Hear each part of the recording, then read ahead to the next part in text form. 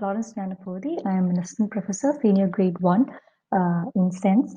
I'm really very happy to meet you all through this video. So today I'm going to talk to you about Whiteboard. Whiteboard is an app where we can join students in as a class, and we can teach them through boards which we use for drawing things, circuits, everything. So let me show you how to open a whiteboard. Just go to Google and type whiteboard. You will see, since I have typed it so many times, it's suggesting me whiteboard.fi, but usually it will show you whiteboard.com. That is this one, the red thing, visual communications reimagined, but that is not what we want. We want whiteboard.fi. If you do not remember the extension .fi, you can just type whiteboard for teaching. So if you click whiteboard for teaching, it will show you whiteboard.fi as your link, and from there you can start the whiteboard. Okay, so if you start a whiteboard, your whiteboard will have many options to join your students inside a class and teach over a whiteboard. So this is the page that the whiteboard opens. So if you want to start a new class, you can go for new or a new class, any of these two. So I'm going to start a new class. If your students want to join, they can opt for joining class.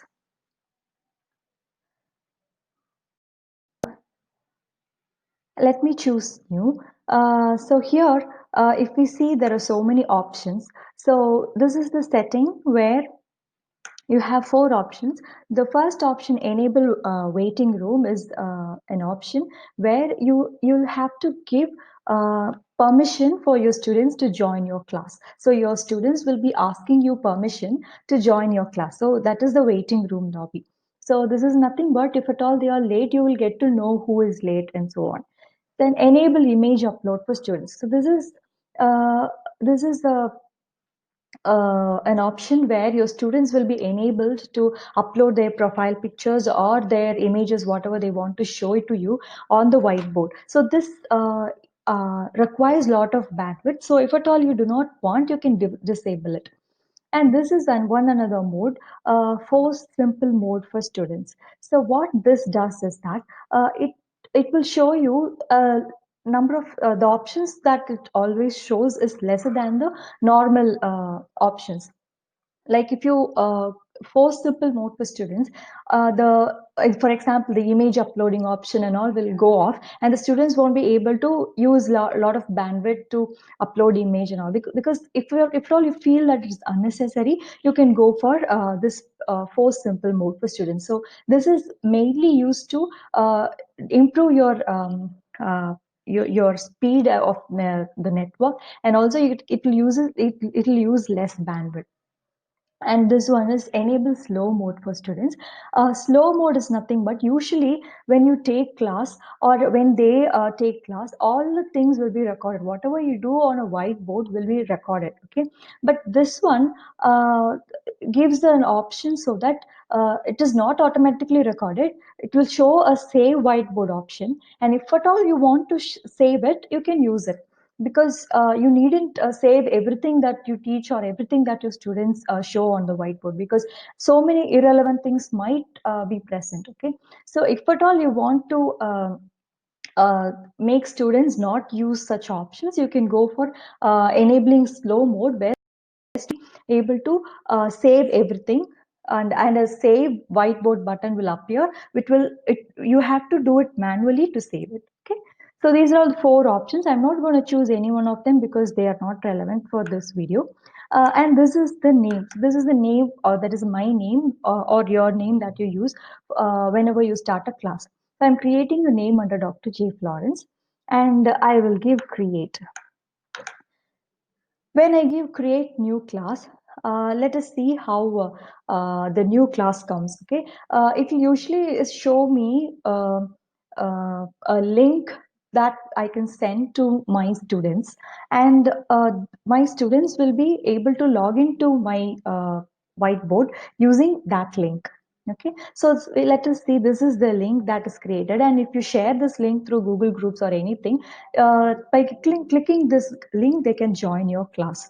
So this is my class, and here you can see all the boards that your whiteboards of your students. Okay, here it is not showing because I have no students as of now, and this is my whiteboard where my whiteboard will appear. Here is where I'm going to draw things and show them. So I'll tell you about the options. So here's the pencil option that you can use to draw this pre-drawing mode, and you can even increase the size of the pencil. Okay, to erase, you can erase it. Your rubber has come, but then if you want to increase its size, you can increase its size and erase it.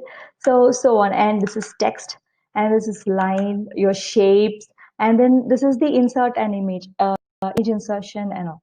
So these are all the modes that you use. So here is an example. If you want to clear your whiteboard, you can clear it. And then here is the simple enable simple mode for teacher. That is for me, it is going to enable a simple mode. Okay, so if at all we enable it, okay, so a very simple mode will appear where the options will be in less than number. So see, well, let us see. It seems that it is more in number, but actually the image insertion and all has gone off. And if you draw, okay, and you can erase it with an eraser. Okay, you can choose the size of an eraser and erase it, but you cannot use the insert image option that takes up larger bandwidth. If you want to clear the screen, you can clear it. Okay, this is your wish whether you should enable it for you. Enable slow mode for teachers, the same. You needn't, it will not automatically store anything that you do on the whiteboard. And here are a few others. Enabling waiting log is what I told earlier. And then lock room is an option where if you, after 10 minutes of your class, starting of class, if you lock the room, then the students will not be able to enter into your class. So you can know who will be present till the end or not. Or for attendance purpose, you can use this lock room. And then you have hide names where if at all you don't want to know who is there, or they don't want to disclose themselves, it's hide whiteboards, and save all whiteboards as PDF. This is a very fantastic every whiteboard you have created can be saved as a PDF. So you can no need to erase. If you want to keep an important thing that you have stored for future reference, you can store it as a PDF. And then every time you go out of the classroom, you should just close the classroom, because if only you close the classroom, for the next classroom you can start afresh. If you don't close the classroom and if you just close this window, what will happen is next time when you start whiteboard, it will resume classroom, and whatever you have done in the previous classroom will show up to you. And for a new class, you have to again close the classroom and start a new one. So before going, close the classroom. So these are all some of the options that I have explained to you. As far as I'm concerned, I think whiteboard is a nice option to draw things and show it to your students. And you can also see whether how many of them are there. And it's an interactive tool where you can ask randomly questions to people and ask them to draw things on their whiteboard, and you can monitor their whiteboard and so on. And this is a nice app. It's actually doesn't take a lot of bandwidth and all. It is really since it's a free software, you can make use of it. So thank you so much for listening. Make use of whiteboard. Thank you.